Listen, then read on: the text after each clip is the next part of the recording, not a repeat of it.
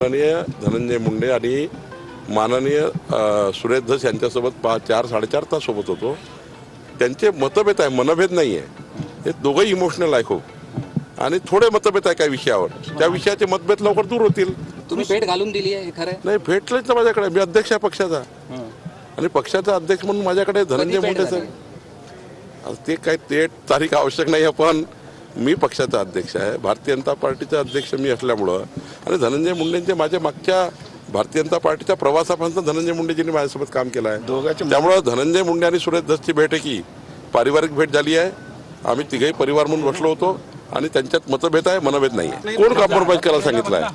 कोणी कॉम्प्रोमाइज करायला सांगितलं? सुरेश धस साहेबांना मतभेद आहे, त्यांना मी म्हटलं मतभेद जर चुकीचे असेल तर निपटवा।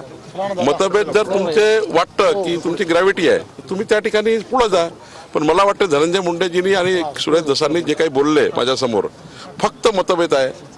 काही ठिकाणी सुरेश धसांच्या इन्क्वायरी मागितल्या, त्या थेट धनंजय मुंडे तर थोडी विरुद्ध आहे। त्यावेळी काही चुकी झालं असेल अधिकाऱ्याकडनं किंवा एखाद्या ठिकाणी चूक घडली असेल त्यावर सुरेश धस इन्क्वायरी मागताय, थेट इन्क्वायरी धनंजय मुंडेची थोडी होणार आहे। बावनकुळे साहेब आणि माझी आता भेट होईल। बावनकुळे साहेब असं म्हणाले, ते साफ चुकीचं आहे। बावनकुळे साहेब असं म्हणाले की माजी धनंजय मुंडे आणि धस यांची 4.5 तास हे तुम्ही त्यांनाच बोला, मला विचारू नका।